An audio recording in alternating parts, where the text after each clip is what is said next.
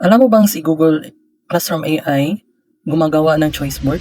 Ang hirap minsan mag-adjust ng iba't ibang learning style ng students, di ba? Yung isa gusto magsulat, yung isa gustong mas visual, tapos meron naman mas analytical. Pero dahil limited ang oras, minsan napipilitang one size fits all ang activity. Yan, sa Google Classroom po natin, meron po ditong Gemini. Tsaka meron po build a choice board. Click mo natin yung build a choice board. Tsaka meron po tayong target grade. Fill up mo lang yan. Tsaka yung topic natin. Tsaka generate learning objectives. Yan. Pwede po yan i-modify kung ano po yung learning objectives po natin. Click mo lang yung generate. Tayong iba't ibang mga choice board. Yan. This visually appealing poster. Mayroong create a digital o handwriting infographics focusing on 3 keys component.